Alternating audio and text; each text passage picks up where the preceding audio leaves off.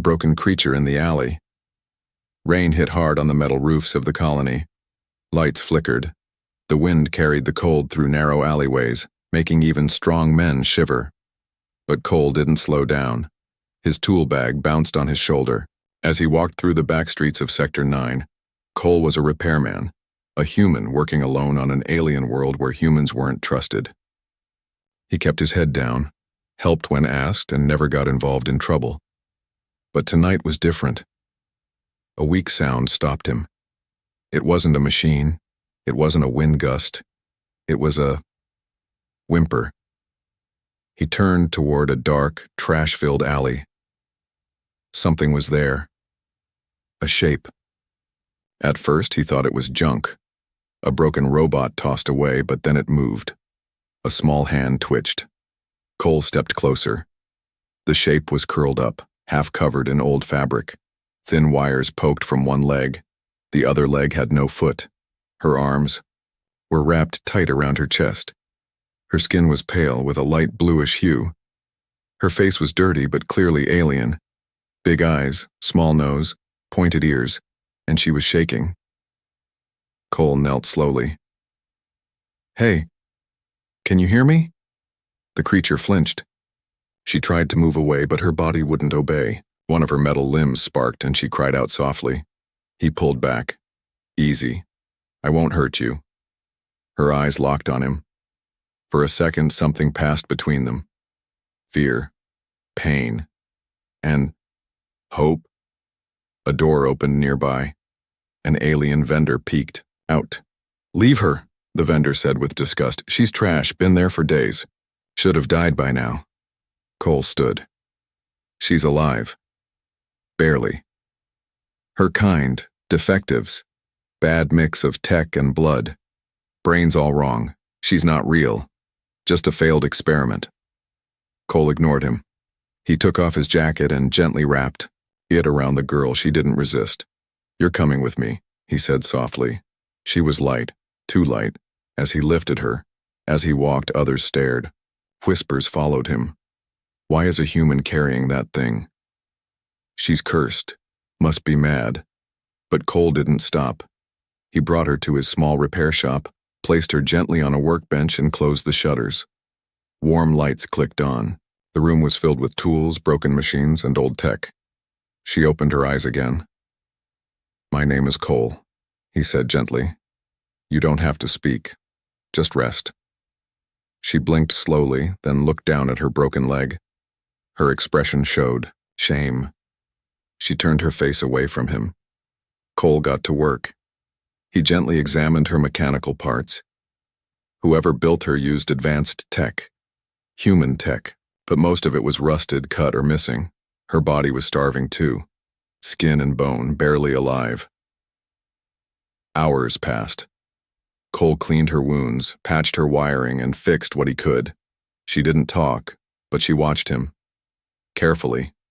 Then, just before he stepped away to get her some water, she reached out. Her fingers touched the dusty table. Slowly, shakily, she traced a word in the dust. "Help." Cole froze. He read it twice. It was written in human English, not alien script. "Not symbols, English. You know my language?" he asked in shock. The girl gave a tiny nod, then shut her eyes, exhausted. Cole sat back, heart racing. Who was this broken creature? Why did she know English? And why was she tossed aside like garbage? He didn't have the answers. But one thing was clear. He wasn't going to leave her alone ever again. The next morning, Cole stepped outside his shop into the cold gray light. His mind was still spinning from what he had seen. An alien girl, half machine, left to rot in an alley. She wrote help in English. He had questions, big ones, but for now she needed food and proper care. So Cole locked up his workshop and made his way toward the market district. The colony's central plaza was already busy. Traders shouted prices, food steam floated in the air. Aliens of every shape passed by. Cole walked up to a stall selling nutrient packs and placed some credits on the counter. The alien vendor, a tall, red-scaled merchant, glanced at him. "You're back early, human. What's the rush?" Cole hesitated. It's for someone who needs help. The merchant narrowed his eyes. Is this about her? The broken thing you carried last night? Word had spread. She's not a thing, Cole said quietly. She's alive. The merchant hissed and tossed the packs back at him. Then let her die quietly. You don't know what she is. Others nearby turned their heads. She's defective. Dangerous. Some say she was built to kill. Cole's jaw tightened. She asked for help. She can mimic human behavior, said one voice behind him. It's programming, not real. Cole grabbed the packs and left without another word. Back at the shop, the girl was sitting up weakly on the workbench. Her eyes met his, calm but tired. Cole handed her a warm nutrient pack. She sniffed it first, like an animal unsure if it was safe, then slowly sipped it. My name is Cole, he said again. Can you tell me yours? She stared at him for a moment. Then, very softly, she whispered, Leora. Her voice was rough and dry, but the name was clear. Cole smiled. Leora, that's a good name. She blinked. Her thin fingers gripped the pack tightly. Leora, he repeated, pointing at her. Cole, he said, pointing at himself. She gave a slow nod. Cole moved to his workbench and began cleaning a small arm actuator, something he might be able to use to replace one of her broken joints. Leora watched him carefully. Her movements were robotic but also gentle. Not dangerous, just lost. Suddenly, the door slammed open. 3 armed officials entered wearing gray uniforms with colony emblems. Cole stood quickly. Can I help you? One of them pointed. We received a report. You're harboring unauthorized tech property. Cole stepped in front of Leora. She's not property, she's a living being. She's tagged and marked as salvage, another officer said coldly. Her data core belongs to Central Research Command. Leora's hands shook. She stared at the floor, body stiff with fear. I won't let you take her, Cole said. She's not registered. And according to our scans, she carries restricted tech. You could be jailed for hiding her. Cole glanced back at Leora. Do you see her hurting anyone? She can barely walk. She's not a real citizen. She's an abandoned prototype. Useless. She speaks my language, Cole replied. She has a name. Leora. She's not junk. The lead officer stepped forward. Last chance, human, stand down. Leora, shaking, raised her broken arm as if to protect herself. Cole placed a hand on her shoulder. She stays. The officers looked at each other, then sneered. You'll regret this. They left without another word, but not without one last warning glance. That night, the shop was quiet. Outside, thunder rolled in the sky. Cole sat across from Leora, who was wrapped in blankets. Her legs were still weak, her body still tired. But she watched him with eyes full of life. I don't know who made you, he said, or what they planned for you, but you're not a mistake. She stared for a moment, then slowly reached toward him. Her hand touched his. Cold, trembling, but real. I don't want to go back, she whispered. You won't, Cole promised. Not while I'm here. She looked down, then slowly, carefully, she traced one more word on the bench. Friend. Cole didn't speak. He just smiled. Outside, the storm grew louder, but inside, for the first time in a long time, Leora wasn't afraid.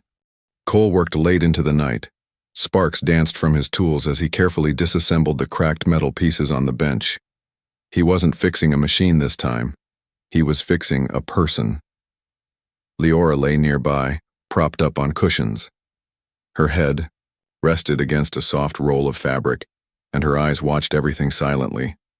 She never spoke much, but Cole could feel her trust growing. She didn't flinch now when he approached.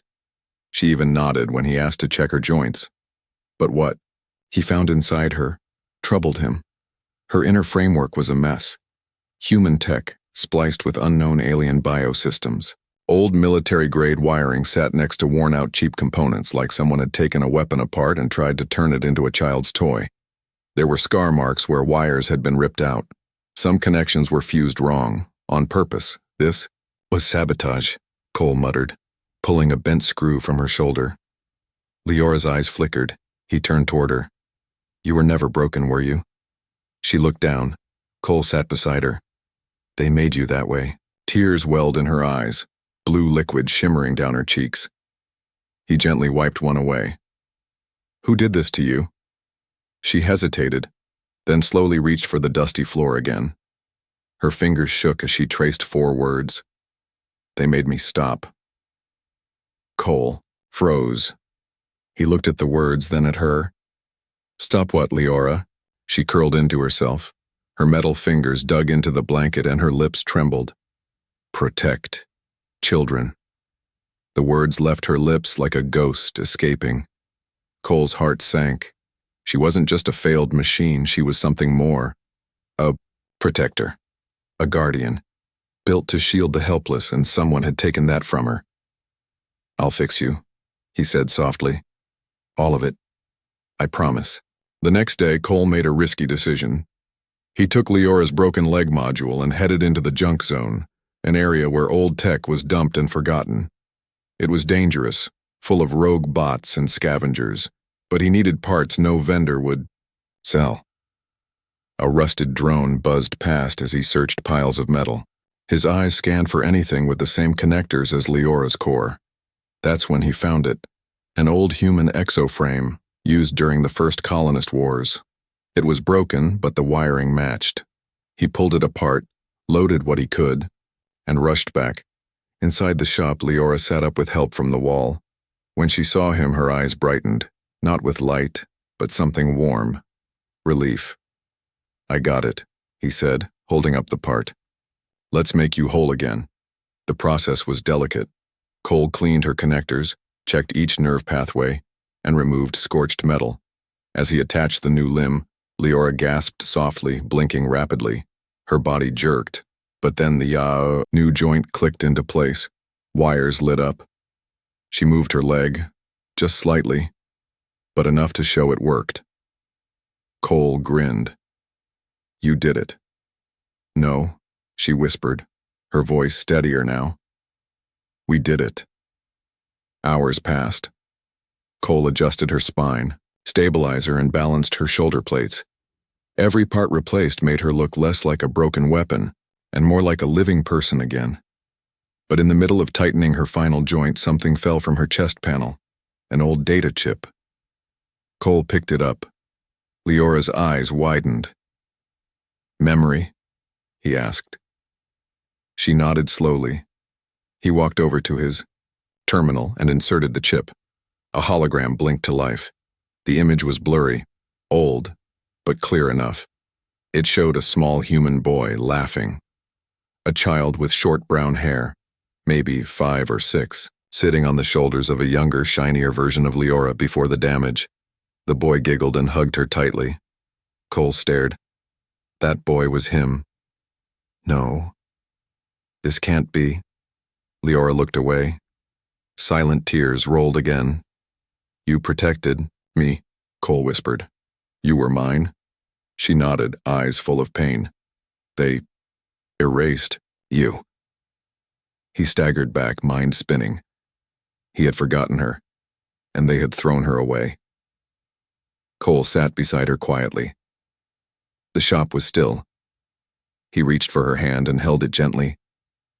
I didn't remember, he said. But now I do. She looked at him with hope in her tired eyes. You were never broken, Cole said. They just didn't understand your heart. She whispered one word back. Family. And this time Cole didn't just believe it. He felt it. Morning light touched the edge of Cole's repair shop. Inside, warmth and quiet peace filled the small space. Leora sat near the workbench, moving her legs slowly back and forth. It was the first time in years she could do it without sparks or pain. Her once fractured limbs now moved with smooth, careful control. Cole brought her a warm cup of broth. How's the leg? Leora smiled softly. Alive. Cole chuckled. That's a good answer. But before either could speak again, a sharp knock hit the door, then another, followed by a robotic voice. Human citizen Cole Myers opened the door. This is the Colony Enforcement Division. Cole's breath caught. He looked at Leora. Her smile vanished. They had come. Cole placed a finger over his lips, then silently turned off the lights and moved to the door. He opened it a crack. 3 uniformed officers stood outside. One of them, tall, with sharp purple skin and glowing yellow eyes, stepped forward. "You are harboring restricted experimental technology," the officer said. "Surrender the prototype now." "She's not a prototype," Cole said calmly. "Her name is Leora." The officer's lips curled. "That name is not registered. The subject is property of Central Research Command. It escaped containment." "She didn't escape," Cole replied. "She was thrown away like trash. That does not change ownership. Step aside, human." Behind him, Leora stood up shakily. "No," she said softly, voice trembling. "I'm not going back." The officer's eyes narrowed. "It speaks now?" "She's not a weapon," Cole said, stepping in front of her. "She's a living being." The officer raised a data pad. "We have legal claim to all Gen 7 Cyber Guardians. Article 4, Section 9. Bonded units are not sentient. She remembered me. She protected me when I was a child. She still remembers." "That proves nothing." "Then why did you shut her down and dump her like garbage?" Cole's voice rose. "If she was so dangerous, why didn't you fix her? Because she made her own choices?" The officer's lips twitched. "You have 10 seconds to surrender her," he said coldly. "Or we come in." Cole reached slowly behind his workbench and pressed a button under the table. A heavy door slammed shut over the main entrance, the windows sealed with metal sheets. The officer stepped back as alarms triggered in the street. Inside, Leora trembled. "Cole, they will hurt you." He turned to her, eyes steady. "Not while I'm breathing." Outside, the officers contacted HQ.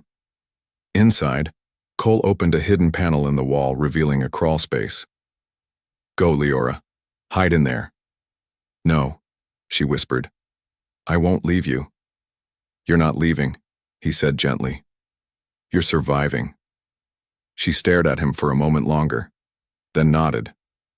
Her body moved faster now, stronger, as she slipped inside the small tunnel and disappeared into the shadows. The officers broke through the front seconds later, weapons raised. Cole stood alone in the center of the room. "She's gone," he said. "You're protecting a stolen machine," the officer growled. "Do you know the punishment?" "She's not a machine. She's my family." A flash of anger crossed the officer's face. "Take him." 2 enforcers grabbed Cole, slamming him to the floor. They cuffed his wrists with glowing metal binds and searched the shop. One opened cabinets, another kicked over the workbench. "Where is she?" The officer shouted. Cole didn't speak. Then, a noise, a low hum, followed by footsteps. From the shadows near the back, Leora stepped out. Her eyes glowed slightly, her frame upright, her limbs strong. "Stop," she said. All 3 officers froze. "I remember," she said slowly. "I remember the labs, the children, the pain." The lead officer raised his weapon. "You are under detainment." Leora raised her arm, but not to attack, to protect. She stepped in front of Cole and shielded his body with her own. "If you hurt him," she said softly, "I will not be quiet anymore." The officer hesitated. She looked at them, not like a weapon, but like someone who had already survived hell and returned stronger. The lead officer lowered his weapon slowly. "You've bonded," he muttered. He triggered her core memory. "She did that on her own," Cole replied. A long silence passed. "Fine," the officer growled. "You've made your choice, human, but don't come crawling when she malfunctions again." They left, silent and bitter. Later that night, Leora sat on the workbench, her head resting on Cole's shoulder. "Why? Did you protect me?" she asked quietly. Cole smiled. Because you protected me first, I just forgot. She closed her eyes. Not anymore. And for the first time in years, she felt safe. The next few days passed quietly. Leora was walking now. Not perfectly, but better than before. Her limbs responded faster. Her steps no longer dragged, and her voice had grown steadier. She and Cole worked side by side in the shop. Sometimes, they fixed broken radios. Other times, they rebuilt hover drones, and sometimes, they just sat in silence, enjoying the calm. But Cole noticed something strange. At night, Leora would pause and stare at the old memory chip he had found inside her. She never asked to watch the hologram again. She only touched it with trembling fingers, like she was afraid of something it held. One evening, while rain tapped softly on the roof, Cole decided to ask. "You've seen the memory," he said gently. "The one with me as a kid. But there's more on that chip, isn't there?" Leora looked down, silent. "I think there's something you don't want me to see." She hesitated. Then slowly, she nodded. Cole walked over and knelt beside her. "You can show me. Whatever it is, I'll face it with you." Leora's lips parted. Her voice was a whisper. "It hurts." "I know," Cole said. "But hiding from it doesn't stop the pain." She closed her eyes and handed him the chip. Cole walked to the terminal and inserted it again. This time the hologram didn't show a smiling child. It showed something darker. A cold lab. Metal walls. Rows of children in test chambers. Crying, shivering. Alien scientists with masks on their faces. Needles. Machines. Leora stood among them. Clean, polished, standing tall. Not a broken girl, but a perfect creation. She stepped into one chamber and wrapped her arms around a screaming child. Young Cole. The boy sobbed. "Please, no more tests." Leora's voice was calm in the recording. "It's okay, Cole. I will stay with you. I promise." Then the image shifted, alarms blared, scientists ran. A figure in a lab coat shouted, "She's bonding too deeply, shut her down." Another scientist yelled, "The protocol says no emotional attachment, her system is corrupted." Leora turned, arms still around the child. "He is mine." Chiatsor. Lights flashed red, and the final moment, Leora being dragged away by force, her screams, wires ripped from her back, a blow to her head. Then darkness. The hologram ended. Cole sat frozen. Leora was shaking in the corner. "They erased me," she said. "They said I broke protocol. I wasn't supposed to care." Tears streamed from her glowing eyes. "But I couldn't help. You were so small, you were scared. I just wanted to protect you." Cole walked over and pulled her into a hug. "I remember now," he whispered. "I remember those dreams. I thought they were just nightmares, but they were real." She clutched his shirt tightly. "I didn't want to forget you, but they made me." "They tried to take everything," Cole said, "but they failed." He helped her sit down, wiped her tears, and smiled. "They can't take what we have now." That night, Leora didn't sleep. She sat by the window and stared at the sky.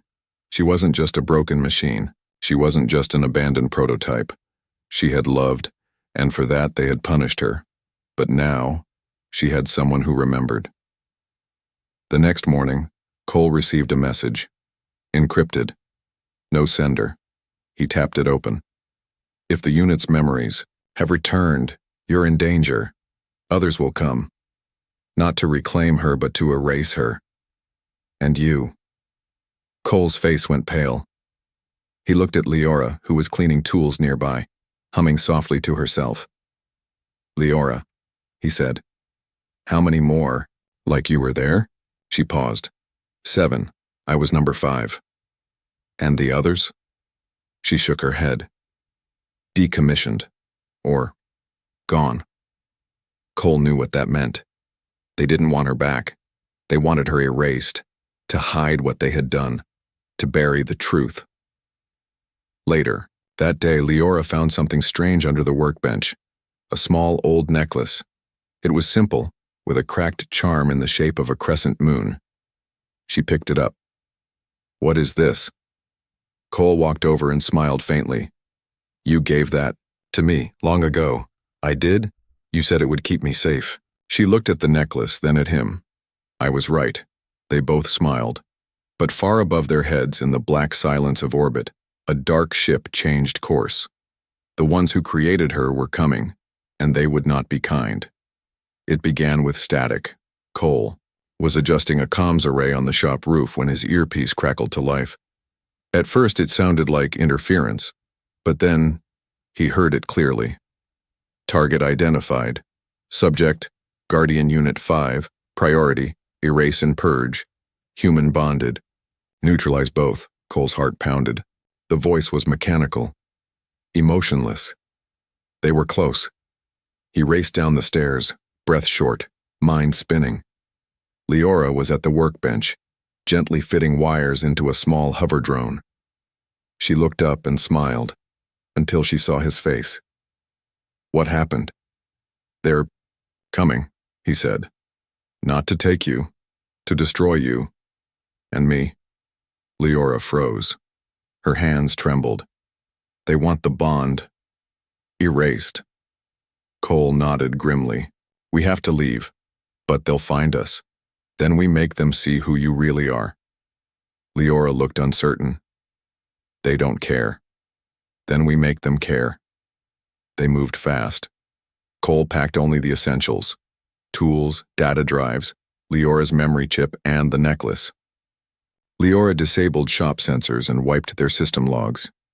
The colony's outer districts were lawless and full of blind spots, perfect for hiding. But as they left, Cole stopped by a small building he hadn't entered in years. The old community. Center inside was a broken hologram projector used during the early colonization years. It had recorded every major event: births, declarations, conflicts, rescues. He powered it up and slipped in Leora's memory chip. "Why here?" she asked quietly. "Because they'll follow us," Cole said.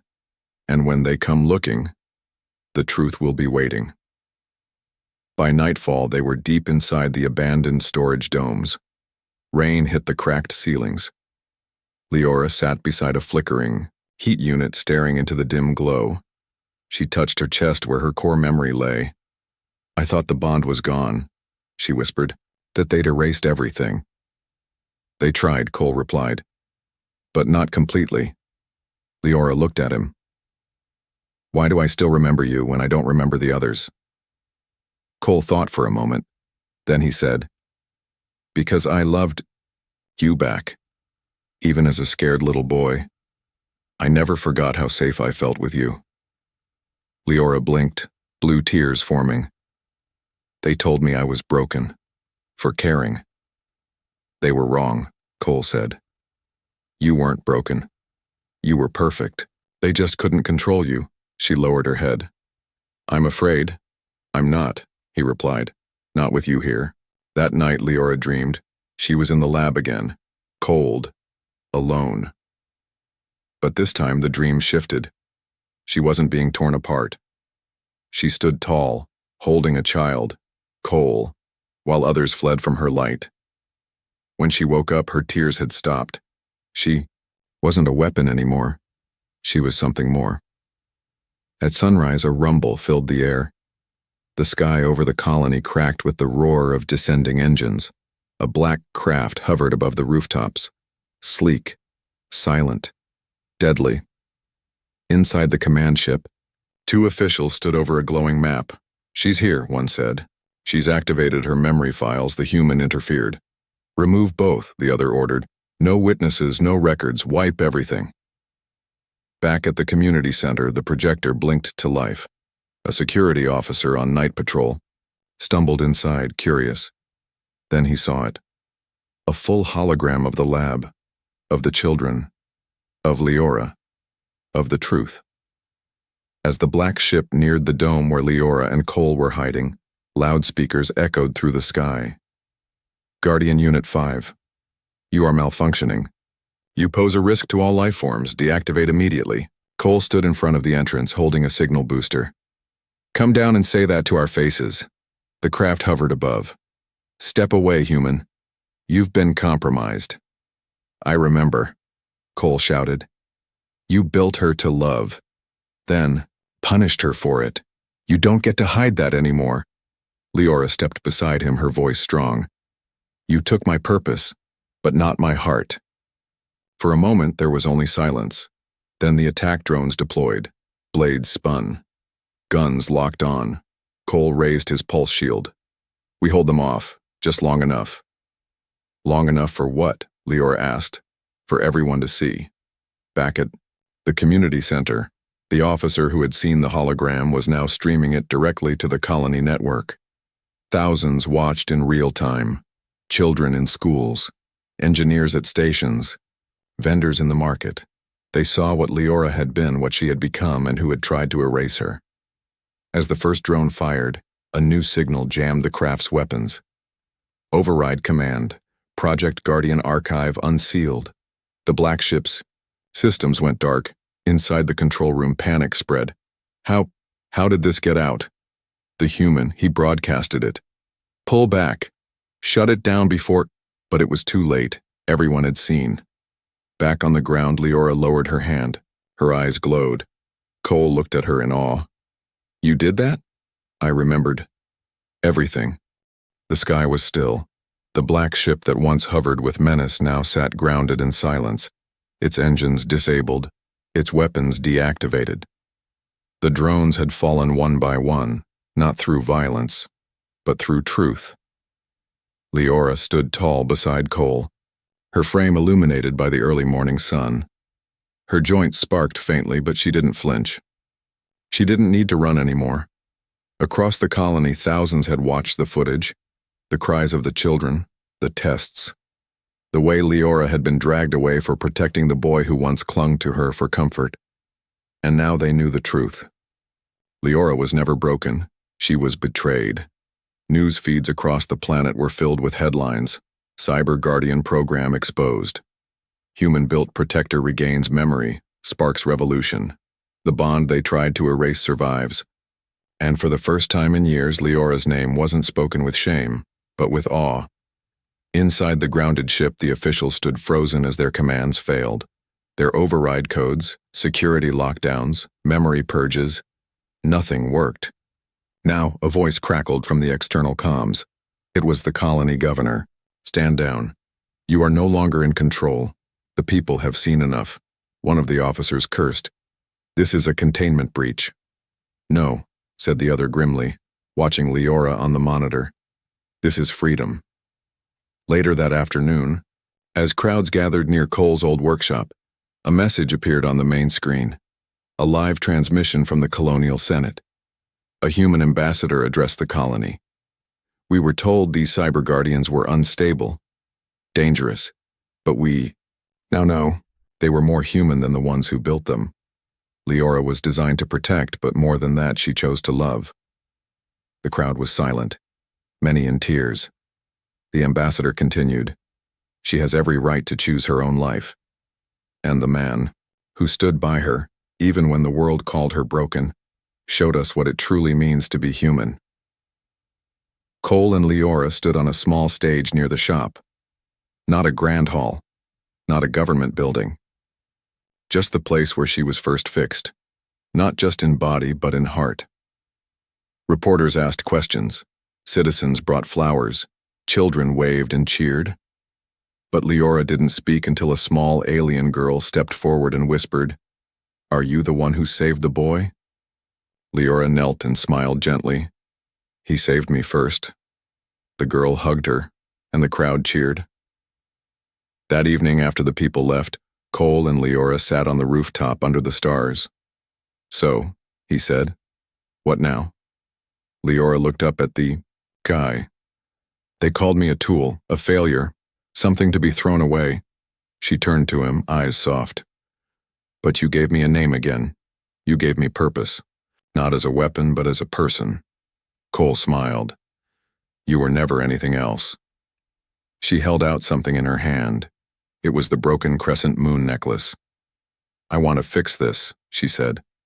"Like you fixed me." Cole took it, brushed a finger over the cracked charm, and chuckled. You know, when I was a kid, you told me this would keep me safe. And it did, she whispered. They sat in silence, letting the stars speak for them. A week later, the colony passed a new law. No artificial being shall be denied rights if they demonstrate memory, emotion, and choice. It was named the Leora Decree. But more than politics changed. Families across the galaxy came forward, those who had once owned or feared guardians. Some remembered kind voices, gentle touches, bonds that were erased. Others searched for units they thought were lost. Because of Leora, the forgotten were being remembered. Because of Cole, the abandoned were being chosen again. Months passed. Cole's shop expanded. Leora became not just his assistant, but his partner. Together, they repaired machines, helped others like her, and spoke to young ones about courage, kindness, and never letting anyone tell you you're broken. One evening, as the sun set across the colony's horizon, Cole stood beside Leora in front of a small group of children. He said, "She wasn't just built to protect. She chose to care, and that made her stronger than anything metal could." The children clapped. Leora added, "The bond between people isn't wires and code. It's choice, and I choose to stand by those who believe in hope." After everyone left, Cole and Leora sat together again beneath the stars. He handed her the now repaired crescent moon necklace. "I fixed it," he said softly. She smiled. "Now it will protect you again." He slipped it around her neck. "No," Cole whispered. "Now it protects us both." And in that quiet moment, surrounded by stars far from the cold labs that once caged her, Leora understood something deep. She had not just been saved. She had been chosen again, and this time, no one would erase her.